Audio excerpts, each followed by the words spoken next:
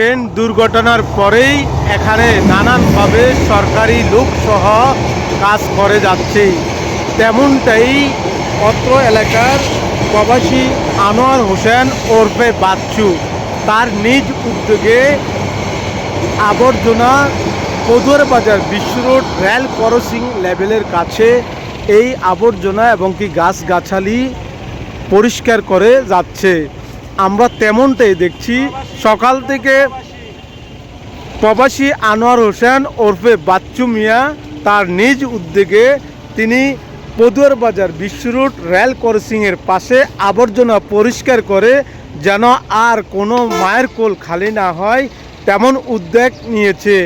Net দুনিয়া প্রশংসা পাচ্ছে এবং কি কোনো স্বার্থ নয় এবং কি জনগণের স্বার্থে জাতির স্বার্থে তিনি এই পরিষ্কারের কাজ করে যাচ্ছে। এখন প্রবাসী ওরফে বাচ্চু মিয়া তার সাথে আমরা এখন কথা বলবো।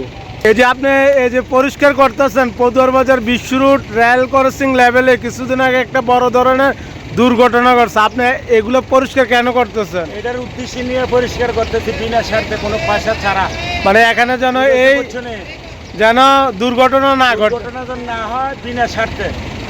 আচ্ছা আচ্ছা, মানে এই যে ভবিষ্যতে যেন এরকম বড় ধরনের দুর্ঘটনা, বড় ধরনের যেন অ্যাক্সিডেন্ট না হয়, দিক থেকে যেন ট্রেন দেখা যায়। প্রবাসী আনোয়ার হোসেন বাচ্চু মিয়া তার বক্তব্য এবং কি মতামত পেশ করেছেন কেন তিনি এই পরিষ্কার পরিচ্ছন্নতার কাজ করেন যেন ভবিষ্যতে কুমিল্লা পদুয়ার বাজার বিশ্ব রোড রেল ক্রসিংয়ের পাশে এরকম বড় ধরনের দুর্ঘটনা না ঘটে। কুমিল্লা পদুয়ার বাজার বিশ্ব রোড, শাহ ফয়সাল কারিম, জাগরণ নিউজ, বিডি।